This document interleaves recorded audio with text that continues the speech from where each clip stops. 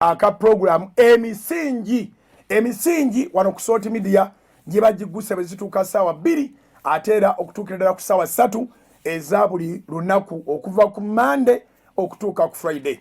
Tubaaniriza mwenna abagyesunga, tubaaniriza mwenna abazizaayo abaana, tubakulisaayo twalabye nga tebyabadde byangu naye ate tulina okugenda mu maaso. Actually twebaza Katonda nti eggwanga ligenda liggulawo era tukkiriza nti bakandidate bajja kuyitamu ngera bawulira nti tubasabira newankubadde nga kuno tusobodde kikola nga bwe tukikola bulijjo, kubanga ku Canaan Land tukuŋŋaanya abaana n'abazadde ne tubasabira omukisa, abaana ne tubanointinga, bakandidate tubakoleranga services eziri special, naye ku mulundi guno gwokka twakikoledde ku Salt Media, twakikoledde ku Salt FM, twakikoledde ku Salt TV, era wenzikiriza nawo nti kiri effective.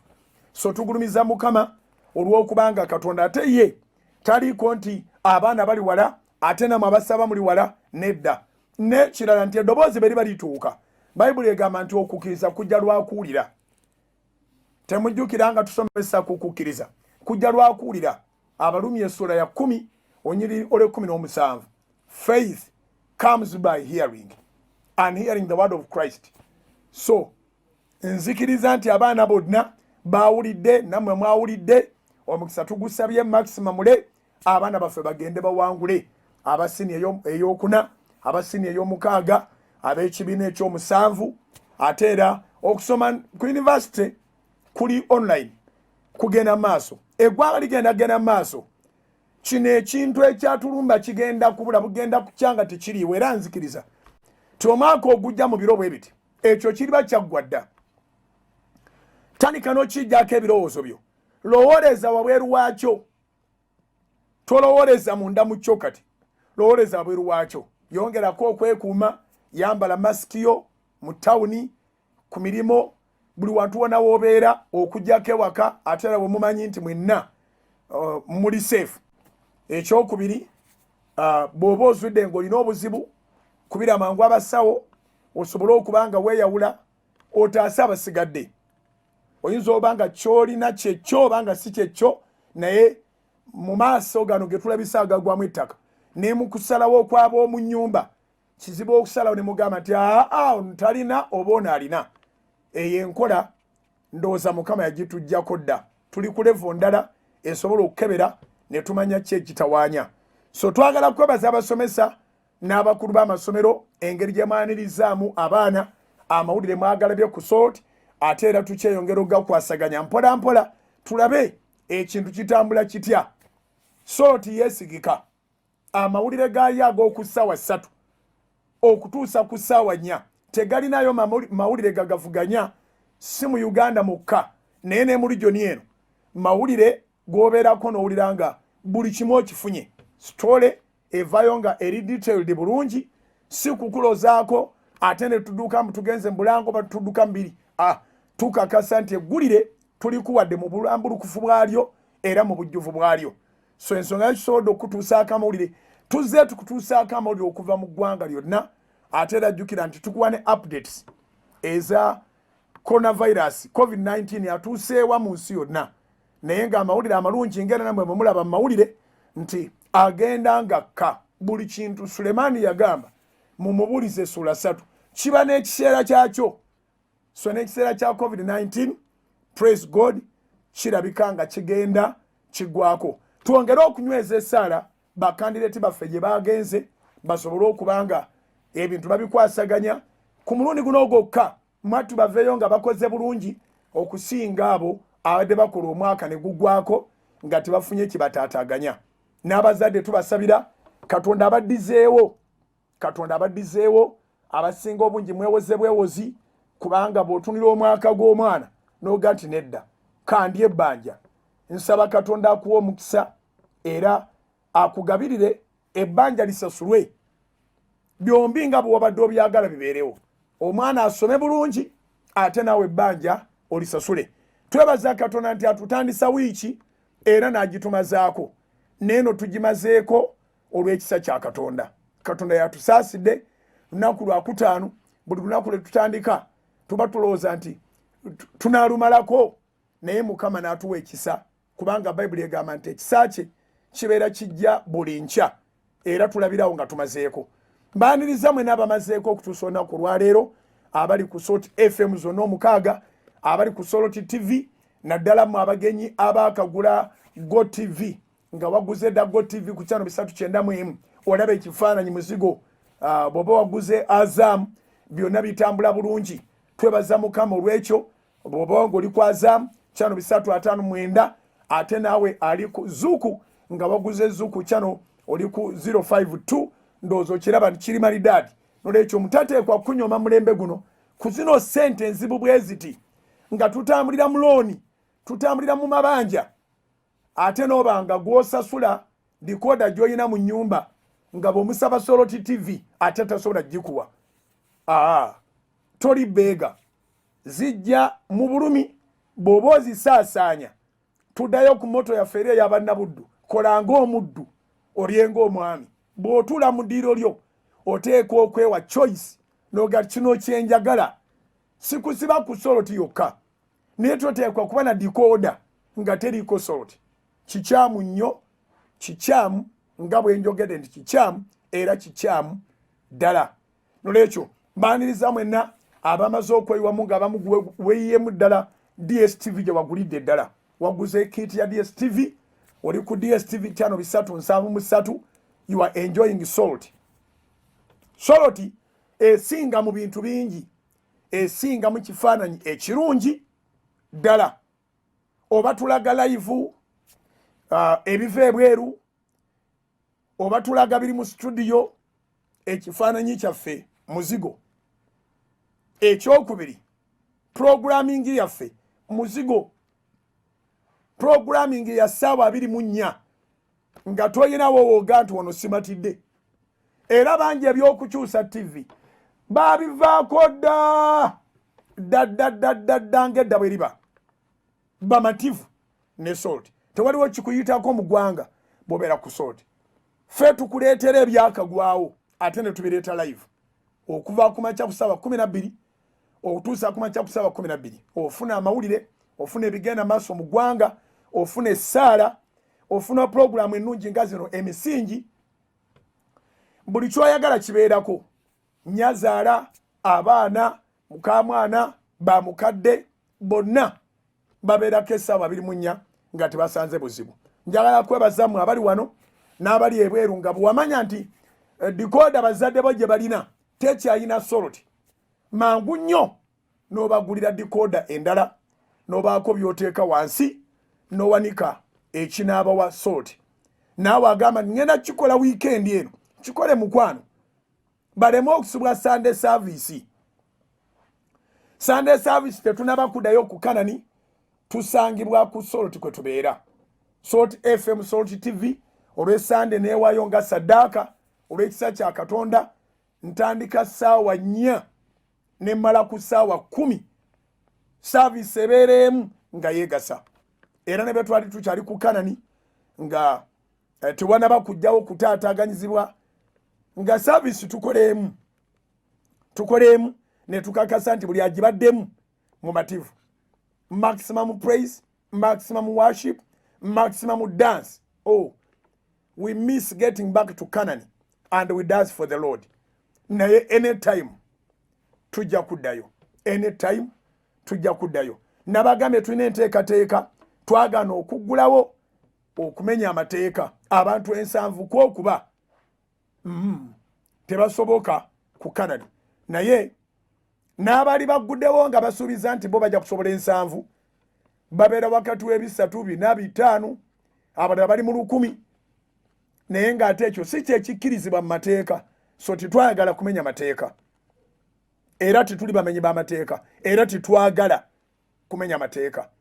So tuli mu nteekateeka, tuli mu nteeseganya, tuli mu njogereseganya n'abakulu bekikwatako okulabika nti basobola okukiraba ne bakikonsideringa nti Canaan land it's an open space acres 8 n'ekitundu abakkiriza bali wiringi obutaleeta mmotoka bwe ziba zize ziba dropping ziddeyo oba bagende bafune parkings mu nearby places kana niye natumukozese for only prayers nga twaliwo wantu wabadde mmotoka. So tuli mu kwogerezeganya nabo tulabe tubawe ebipimo oba batuwe ebipimo ne babaga tutule mu fuuti 5 kisoboka naye kyesina bakulaba kate wantu walala wonna. So tukiriza nti bwe tunaba tutuuse ku conclusion tetukola kintu nga twekwese. Service ejja kubeera live, zijja kubeeranga live lunch hour ne Sunday services. Abantu balirabanga ddala bwe tunaabanga tutudde era bategere nga tufaayo eri ekyomwoyo ate n'ekyomubiri.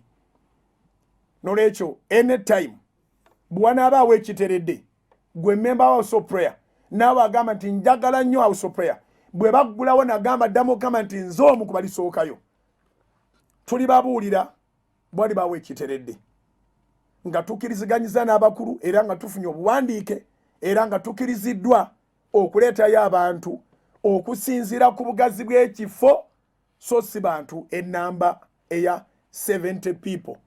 His Excellency yagamba the church should not, or places of worship should not exceed 70, but he also knows that where there is less people it is like 300. Ate ffe tukolera ku service tugikolera ku mpewo.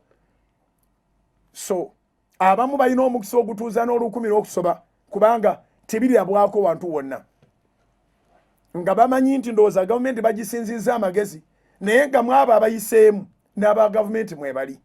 Naye twebaza Mukama olwa gavumenti eno nti essaamu Katonda ekitiibwa ewa Bakabona ekitiibwa ne bwe baba tebeewa kitiibwa yeebawa. Nkiddamu mu puroguramu eno ey'emisingi twebaza Mukama olwa gavumenti eno eri mu buyinza nti essaamu Katonda ekitiibwa ewa Bakabona ekitiibwa ne bwe baba tebessaamu kitiibwa ye kibawa. Ensonga lwaki mwenna mukimanyi nti abatuula bonna tebali nsanvu naye kubanga tebali ku TV nga ffe emanyi naye ate tebakwata. N'abali ku TV balowooza nti kamera bw'oba tozitunuza mu bantu kamera neeremera ku pasita gavumenti ejja kulowooza nti eri waliyo nsanvu. Gavumenti obeera otudde naye awo, gavumenti gy'otosobola kutuula naye awo eba ti gavumenti. Nkiddamu gavumenti etasobola kutuula wali bantu eba si gavumenti. So ffe ekyaffe enjawulo ekiriko nti we believe in the local church. House of Prime Minister is international, but by virtue of the word used, the word international, we share everything that we have. We believe in the local church, but we also believe in the church without walls. Church buli muntu gye yategera amaanyi gayo n'obukulu bwayo nga COVID-19 amaze kujja. Tuyimiridde olw'ekisa kya Katonda. Naye buli muntu lwategedde lwaki twali tukola radio zinga nyingi. Buli muntu lwategedde lwaki twalwana nnyo okulabika nti buli platform Soroti TV ebeera etuuse. Lwaki tuyina ekifaananyi muzigo. Lwaki tugula ebyuma eby'ebbeeyi. Lwaki tuba n'abakozi abategeera kye bakola. Soroti Media tesosola mu bantu nga bwe tubatuusaako service era ne staff gye tulina tugina lwa competence. Staff erimu abasiraamu, staff erimu aba Seventh Day, staff erimu abakatoliki, staff erimu abangerikani, tulina bano abaweereza. Chief editor waffe muyimbi muweereza mu All Saints, and we are okay with it. Okitegedde. So newankubadde nga establishment y'abalokole naye abantu bonna tubawa opportunity. Tetuli church yakubeera bubeezi mu kitundu tubeere conservative nga tetuna kye tuzimba ku ggwanga lyaffe ekyenjawulo. Kati ekyenjawulo kye tulina nga House of Prayer twazaala Salt Media, which Salt Media egaba opportunities eri abantu bonna okufuna employment. Tusasula emisolo bulungi nnyo, tukola buli kye tuteekeddwa okukola. So tuli compliant. Yensonga lwaki twava ne tugamba nti Fountain of Honor bagamba they should not exceed 70. Tuyina ba ushers 1500 n'okusoba. Abakadde b'ekkanisa na famire zaabwe n'abasumba babayingidde ekikumi. Choir worship team n'abebyuma baba bayingidde ekikumi. Abaana baffe aba God's Army be mumanyi n'aba chosen baba bayingidde ekikumi. Ate nga ffenna twalina ennyonta y'emu ne tubuuza olwo tuggulawo nga tutandikirawa. Tuyite baani ababa bajja baani abatateekwa kujja. So ne tugamba katukwate mpola mpola. Ewaffe Masaka bagamba nti ekiro ekimu tekivunza nnyama. Wangi ekiro ekimu tekivunza nnyama. So okusinga okuvaayo ng'abamenyi b'amateeka katukwate mpola mpola. Abakulu bajja kukiraba kye twogerako. Naye twebaza Katonda nti eddembe ly'okusinza ligenda maaso. Twebaza Katonda nti ekkanisa si musango, amasinzizo si musango okugayingira. Si musango. Si musango gamba nti balengedde kabona nga yolekedde kusinzizo. Si musango. Si musango gamba nti balina be balengedde nga bayingira mu sinzizo. Si musango. Ekyo tukyebaliza Katonda. So mu ngero tusabira nti kye tugobako kiyitemu, tukole service nga si ya nkiso si ya kwekweka, nga abantu bagirimu bonna, nga bagiganyirwamu ku Kanani, era nga n'abadde aganyirwamu ku Soroti Media osigala oganyirwa 100 ku 100. Abadde ku Soroti FM, abadde ku Soroti TV, sigalako okutuuka ate. Era tetuligamba nti bw'oba oli wala sigalako, bw'oba oli kumpi jangu tulina space emala. So bana babatukkiriza entebe tuzirina naye tujagamba nti abamu jangu wakana akatebeko, so that tukuma distance emala. At least ababa batudde ewamu tumanya nti abo yabadde family. Taata ne mama n'abantu abakulu abalala nga basatu babaze. Lwaki temutula wamu ng'ate muvudde mu nnyumba emu? So bwe mujja n'entebe zammwe. So ebyo byonna tugenda binnyonnyola era tugezaako okubinnyonnyola abakulu bekikwatako, but apparently status eriwo. Tetulina lanchawa yonna ebeera ku Kanani, tetulina Sunday service n'emu ebeera ku Kanani. Kyenvudde nkwebaza ggwe yagulidde bakadde bu decoder esobola obbawa Soroti TV. Kyenvudde nkwebaza ggwe yeegulidde decoder esobola okuwa Soroti TV. Kyenvudde nkwebaza ggwe agula amanda, acharginga akasimu, atamisinga service. Kyenvudde nkwebaza ggwe agula data, abeera ku Facebook, abeera ku YouTube, nga gwe kokwasiza service ya Soroti. Twebaza abali wano n'abali emitala w'amayanja. Nolwekyo Mukama atukoze bulungi. Ekiro ky'Olwokutaano luno olwaleero tetugenda kubeera na night prayer eyo gamba nti Musumba Bugingo mwali, Musumba Kayizi mwali, Musumba Mutawe mwali, Musumba Kasaayi mwali. Nedda. Amawulire begajja nze bwe mala emisingi olwaleero, amawulire ne gajja ku ssaawa 4 twabakoledde classified ey'ebyo ebyali mu Scientific Independence Night. Twabakoledde classified package. Ogenda kugira babula bisijja kunyumiza nti ogenda kulaba kino na kino na kino na kino.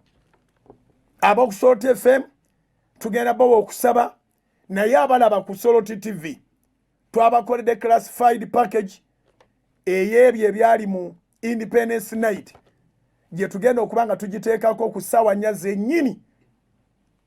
Ekiro tugenda kiyita mu bulungi. Wiiki ewedde yali nnungi nnyo nti yalimu ebintu bingi. Twalinamu Scientific Independence Night eyali successful ddala, era buli muntu ajogerako. Bangamba yali trendinga ne ku Twitter akwata kisooka. Abantu wonna abantu bagiriko. Ekyo Katonda kyayagala, ffenna kyatwagaliza okukola. Mbebaza mwenna abaparticipatinga, abaddayo mangu ewaka, abagikeererako. So then ate Friday ne tuba nga twalina independence y'eggwanga naye nga tusuze tugisabira. kosa personal independence je twafuna mu scientific independence night meeting eyali enene bwetu yansi yonna. Then ku Sunday twali tumalako ennaku 42 ez'okusaba n'okusiiba. Sunday twali tumalako ennaku 42 ez'okusaba n'okusiiba. So nga tutute ebbanga nga buli kaseera ng'abasumba tuvaayo tetuwumulanga ne tujja ne tusula nammwe mu studio. Olwokutaano nno gwe ogenda okwesalirawo oba oyagala kwebakamu oba oyagala kusigalako olabe classified package eyali mu independence night eyo gye twamaliza wiiki ewedde eya scientific. So wiiki ewedde yatuwa ebbugumu lingi naye ate tubadde tukola nnyo n'emibiri tubadde tugikozesa nnyo.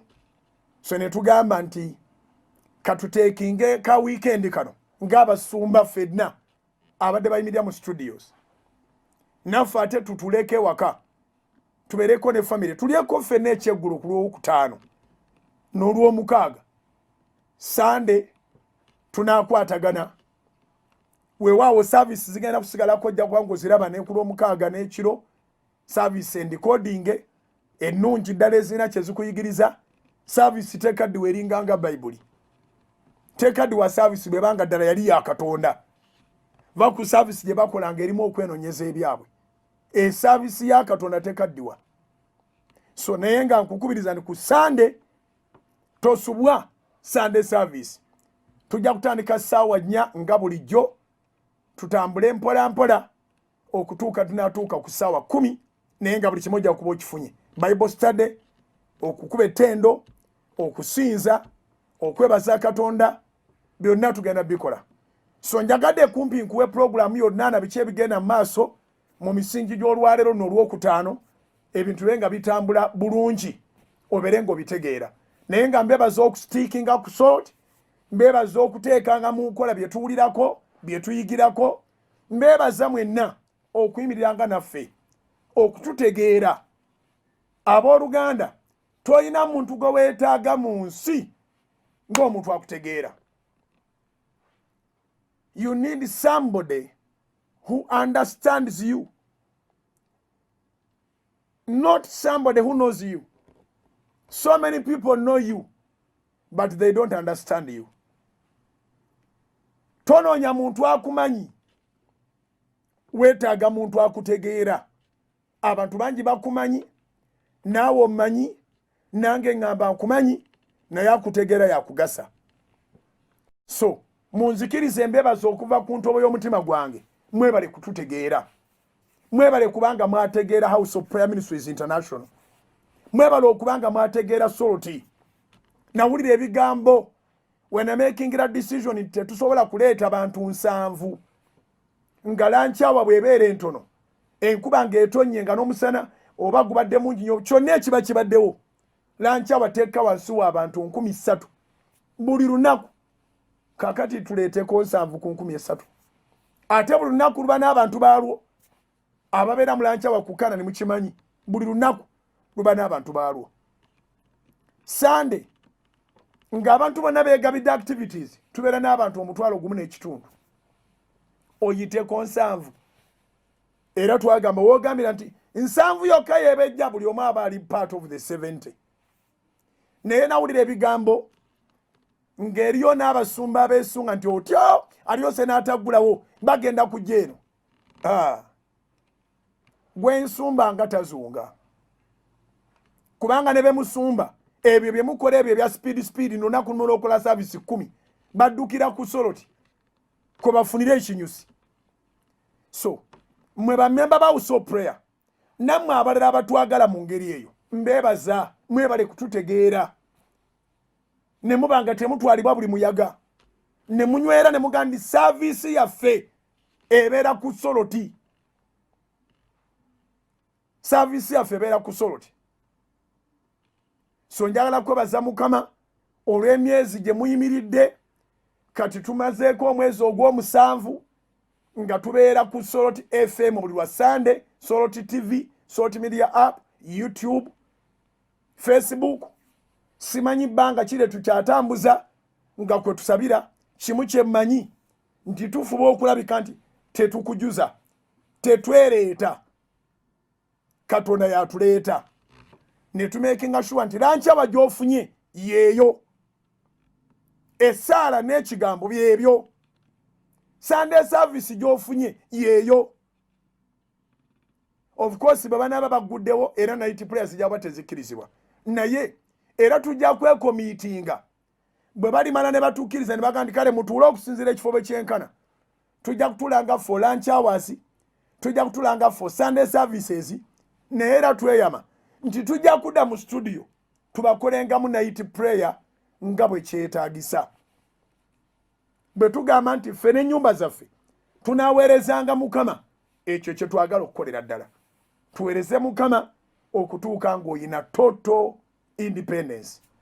So mutusabire enteeseganya ezo ezigenda maaso zibe nga zinaayitamu batukirize okuba nti tuliddayo ku Kanani nga tuddayo mu social distance mu observance enzijuvu eya SOPs naye nga ate tuliddayo nga tuwali atulaba ku TV naga ndi lwaki bali Kanaana lwaki bali mutwalo tuyinza okubeera omutwalo kubanga tuli ku acres 8 n'ekitundu buli eka ebeeramu meters 1000 kati balamu acres 8 nga zirimu meters 1000 buli eka ngerimu meters 1000 ombuulire omutwalo bwe gubeerawo guba gwenyigiriza abantu ba church tebategeera olowooza bategeera so tusabire ekyo nkiwulira nga kyengedde kijja kuyitamu Katonda nga bwali omulamu mbaagala nnyo era mbaagaliza birungi olw'okutaano luno kitundu kino ekisooka tugabanye ebyo njagala otegere church bwetambula otegere tukusiima otegere nga Mukama akwagala otegere nga Mukama akusiima so tukwebaliza Mukama era tusaba owangaale nzikiriza nti October, November ne December obujulizi obugenda okukolerwawo bugenda kusinga emyaka 10 oba emyaka 2 mu linnya lya Mukama feeso tunyiikire nga bwe twawulidde emisingi jajjo okunyiikira kikulu tunyiikire kampumulemu katono nnyo nkomewo tuwumbewumbe programu y'emisingi ey'olunaku olwaleero naye nga mbaagala nnyo Mukama atwagala Mukama ab'omukisa. Soul Television Femunyo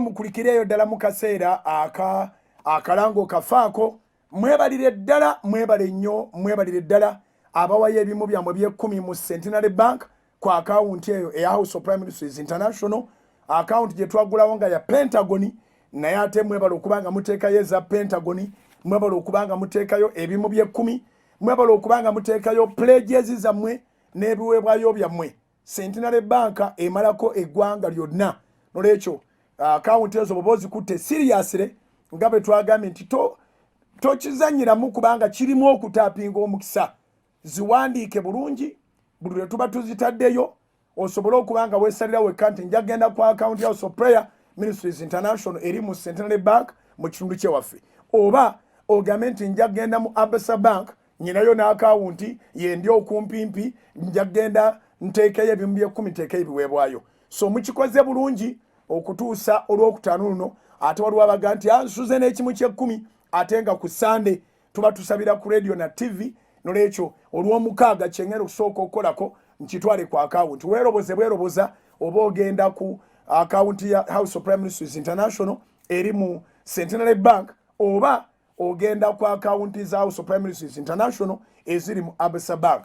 Mukama batuwera omukisa tubasabira omukisa ogukatiddwa ogusuukundiddwa ogw'omuyiika total independence ebere mu bulamu bwammwe nolwekyo abasuze nga mwetegese ng'ogamba ngenda kikola this Saturday morning well and good twebaza Katonda nziramu okujjukiza nti bwe mmala emisingi amawulire ku Soul TV gagenda kujja omwana omwami Steven lumu agenda kubanga ajja ku Soul FM ne program lindirira naye ku ssaawa nnya zennyini abali ku Soul TV tugenda kubawa classified package eya scientific independence night nange bwe nvaako kati wano nzira buzi waka tuberenga ate tuli okwo. Twagambye tugenda gipanga bulungi. Bagikoze bulungi, package nnungi nnyo.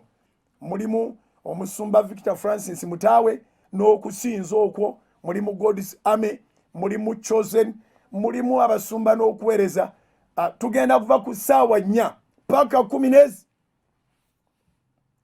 Tugenda kuva ku ssaawa 4 paka 12. Nolwekyo bwe kiba kyakusigalamu kibeeremu. Ate era ne bw'obanga tewafuna chance kubeeramu kati beeramu. Naawe yali akimatidde kyeyongeze. Ngabe n'agambye services enkole bajje zikolebwamu. Bwe ziba zikoleddwa n'omutima gumu zibanga Bayibuli tezikaddiwa. Era bwe njogerera omuntu akyalaba services ababulizi b'enjiri abagenda edda ewa Mukama waffe n'aweebwa omukisa n'akola ne comment naye nga service gyalabye ku YouTube nga ya muntu eyagenda edda eri Mukama waffe. So naye ffe tukyali balamu tukyebaliza Mukama. Nolwekyo ayongero tukuuma na mayongero bakuuma tukwate ku ebyo ebyasuubizibwa.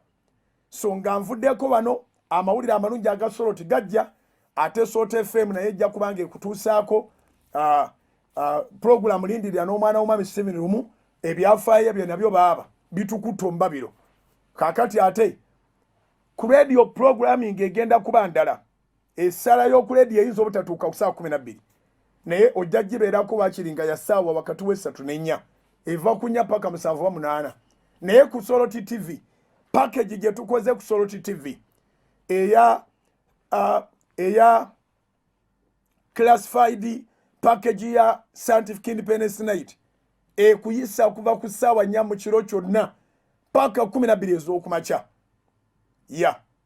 So it's a weekend. Mukama abampeera omukisa. Tugenze wali we tusoma bulijjo engero 13. Engero 13 nze nabikuddewo dda.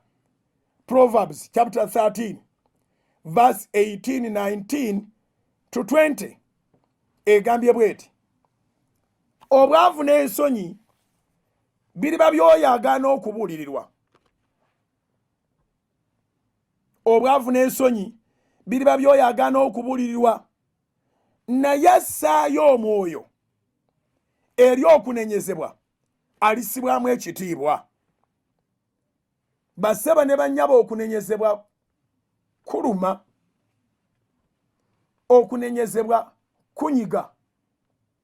Okunenyezebwa bw'olaba okukkiriza manya nti oli mwetowaze. Abantu abasinga obungi bayitibwa bannantagambwako, bayitibwa basifugibwa kubanga tebaagala kigambo kye bayita kubanenya.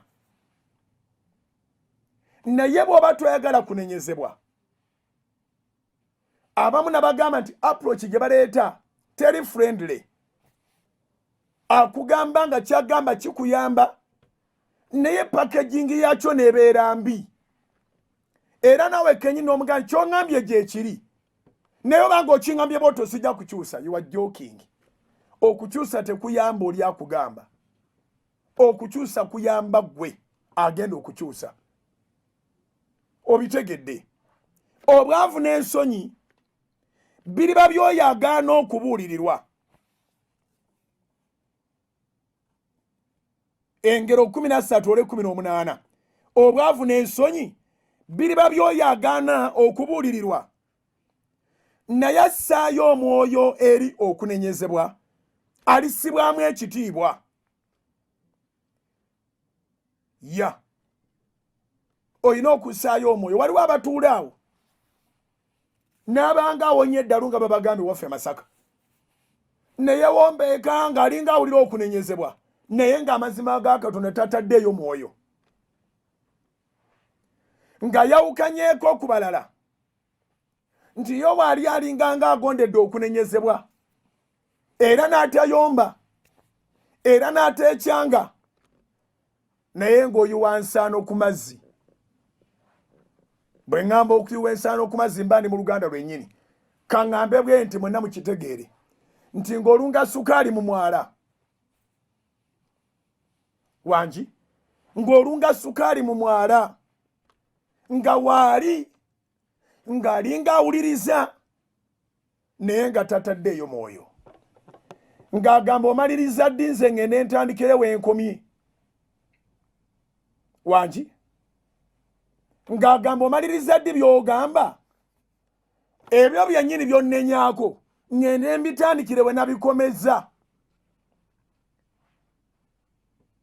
abamu bejjusa ng'agamba kale bambuulira singa nassaayo omwoyo.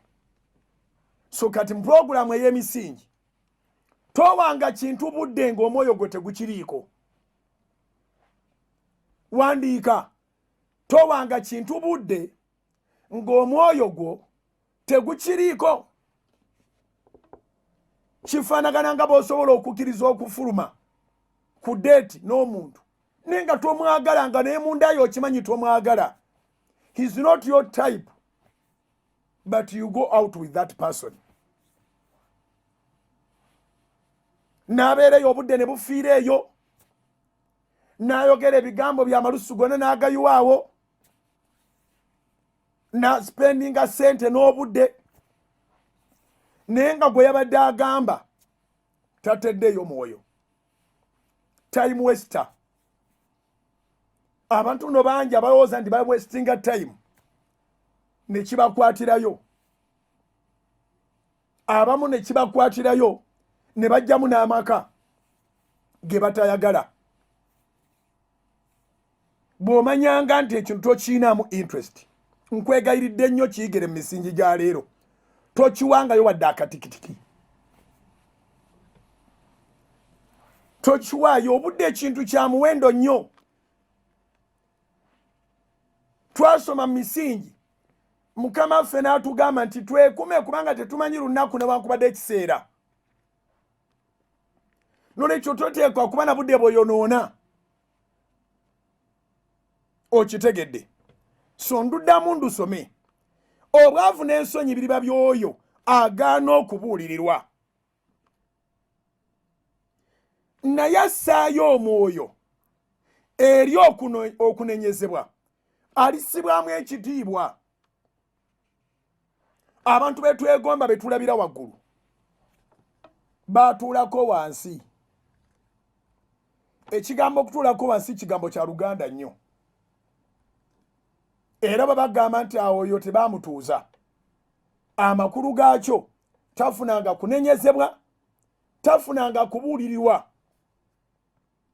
Teri kintu kibi nga kugwa mu layini mu gaapu nga bwe mugamba n'ogwa mu gaapu z'omuntu nga teyatuuzibwa. Wangi teri kintu kibi nga kugwa mu gaapu za muntu ataatuuzibwa nga mu byafaayo bye byonna talinamu kubuulirirwa. Ewaffe Masaka bagamba nti akaakyama amamera. Bw'ogezaako okukagolola okamenya bumenya, bwe baba banaakatereeza bakatereeza kaakamera boogera ku kati naye nga baaluyisa mu kati naye nga bagamba ffe bantu, bagamba muntu. Omuntu gw'olaba alina karateezi ez'obutabuulirirwa manya nti ensobi teetandikidde awo, yava eri wansi. So abazadde muyigirize abaana bammwe okubuulirirwa. Mubabuulirire ate olw'okuba muli bakulu olaba nga tataddeeyo omwoyo gwe osobola okitegeera ng'omuntu omukulu. Yeetaaga omulibyukinga nga bukyali nti bwe mbanga nkubuulira ossangayo omwoyo. Kubanga ensi yejja kumenya bumenya. Bw'okyama mu mamera ensi bw'eba egolola egoloza muliro. Bebo b'osanga nga bamukubyeko emipiira, poliisi egenda okutuuka nga awedde. Okitegedde. So olunyiriri luno lukulu nnyo. Obwavu n'ensonyi biriba by'oyo agaana okubuulirirwa. Alina amatu awulire. Naye assaayo omwoyo eri okunenyezebwa alisibwamu ekitiibwa. So abakulu abafuga abantu bolabe yabebitibwa banji boyagala ofuuke nga bo naye nga ate toyagala kubuulirirwa. A leader is he who has been led before. A good leader is somebody that has been led before.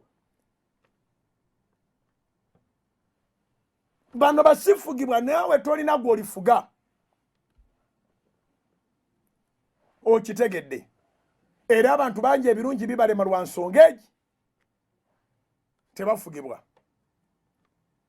Era bakuwa amagezi ng'onootera ofuna obufumo nti ogenda fumbirwa. Nga bagenda n'okufuga. Nawe n'obalamu nga tonnabatuuka kufugibwa. Ogenda ogamba nti kati mpanise oba banfuga banfuge. Ng'akatale kaggwawo dda. Ebiro tebirinda. Do correction today. Don't wait for tomorrow. Tomorrow, you are either waiting for poverty and shame or honor. Bw'oba tobuulirirwa olinda nsonyi na bwavu. Bw'oba obuulirirwa olindiridde kitiibwa. Olwe 19 ekyegombebwa bwe kituukirira kiwoomera emmeeme. Naye okuva mu bubi kwa muzizo eri abasirusiru.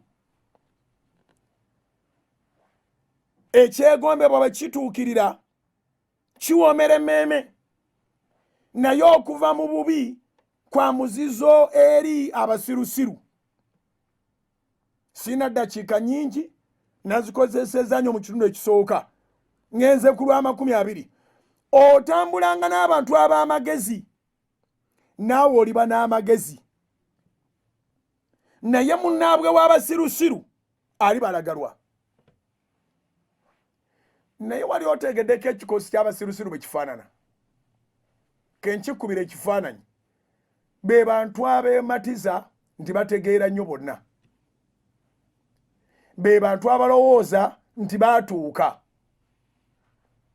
Be bantu abatalina kuyaayaana kulala okubaako we bava okutuuka we bagenda. Abasiru basiisira wamu ne bamatirirawo mu mbeera ebeera eriwo. Abasiru baagala ebirungi nga byakujja buzi so si be bagenda gye biri. Mu pulogulaamu y'emisingi olwaleero njagala okiyige nti ebirungi biri mu maaso. Ebigambo simanyi obiwulira byenkozesa misingi ndisinze mbitandise. Wabiwulirako dda. Ebirungi biri mu maaso. Amakulu gaakyo simbula ebigere w'oli ogenda wali ebirungi. Ebirungi tebigenda kuva gye biri kujja gy'oli. Kale no pulogulaamu singa mugiteekako abaana bonna.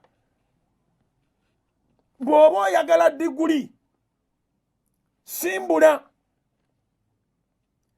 Pursue the degree until when you are 22 or 23.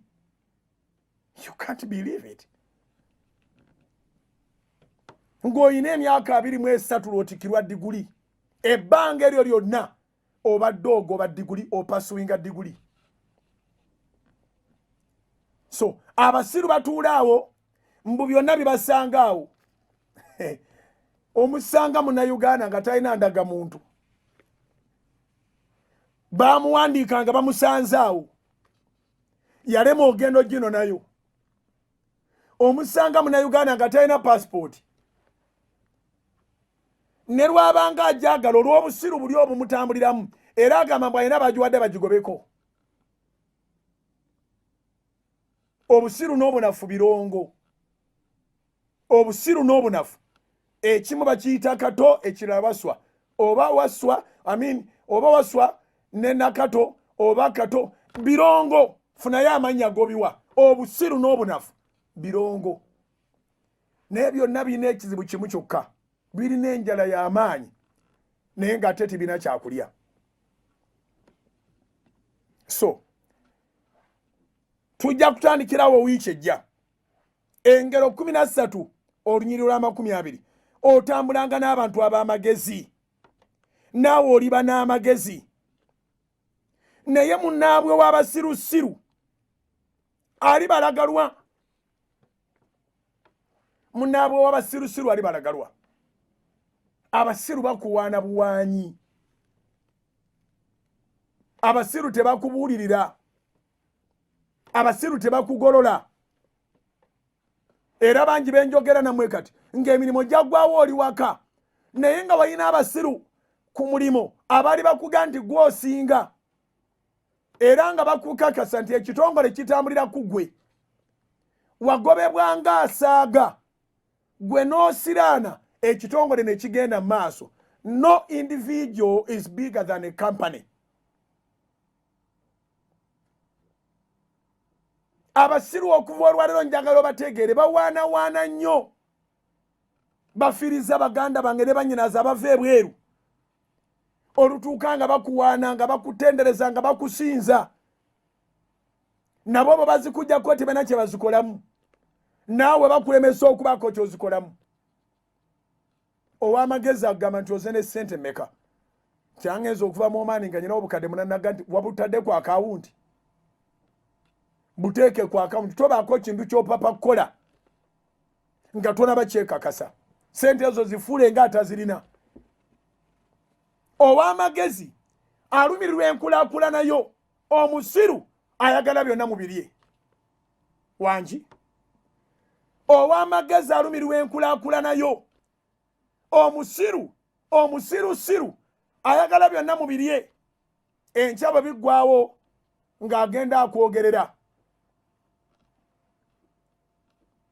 enkya ng'agenda akwogerera twamulaba oyo oli musamaavu abo basamaavu abo kati puroguramu y'emisingi egenda bayamba ogenda kujjanga ng'omusama naye tojja kuyingira eri mu basamaavu. Beera kunongoze lwakigendererwa situla ennyumba va mu bangalo bunani bana bakubira ku busimu kyali waffe wazze bangambye wazze bane oli ludda gwa njagala kulabako bane kumisinga bwaba kumisinga alinnyanyonya akusange gy'okolera musisinkane nga zze kola olaba oba anaaleetayo emboozi. Abasirusiru tebakuwa oda temuba na pulaani muzunga buzunzi. Omusiru nja kudda mukubuulire mu wiiki ejja naye bw'omubuuza nti pulaani kyagamba tewali oyo musiimule ne musimu yo. Pulaani ki mayoyo pulaani ki osimbula otya waka nga tolina pulaani wakirigamba noonya mulimu. Engero 13 onyirwa 20 puroguramu emisingi ngimaliriza. Otambulanga n'abantu ab'amagezi naawe oliba n'amagezi naye munaabo w'abasirusiru alibalagalwa. Learn to test the fools. Omubuuza magezi ki nti tewali kitegeeza waliwo obusiru. Pulaani ki nti tewali kitegeeza ali planless hopeless person. Nolwekyo nkuwadde example ennyangu ey'okumanya b'onaatambulanga nabo. Beera ne standard questionnaire. Pulaani ki tewali. Kale nkitegedde tamanyi na kyotegedde. Oyo agenze avudde mu bulamu bwo. Magezi ki siwali. Nkitegedde kyotegedde takitegedde. Twagala batalina magezi. Omulala aba alina kuddamu nti kuki kubanga nyina pulaani nga 5 ennaku zino sente ezigenze mu ttaka zaawukana n'ezigenze mu piki. Ez'ettaka zaakumuleetinga poloti gye baguze wiiki eno egenda okuggwako wiiki nga bakuliisaamu obukadde ng'ate ogula ewalala. Piki si bwe kiri. Nja kudda twogere ebisingawo. Kanvire ab'amawulire ga Soroti TV na puroguramu ya Soroti FM naye nga mbaagala nnyo amawulire bwe gaggwako ne puroguramu bwegwako ku radio tuleeta package eya Scientific Independence Night gye twayise classified tovaako ogenda kunyula Salt TV okeesa obudde ate ne Salt FM. Alozias Bugingo gegange, a happy weekend. God bless you. Stone Salt. Soul Television, Femunyo.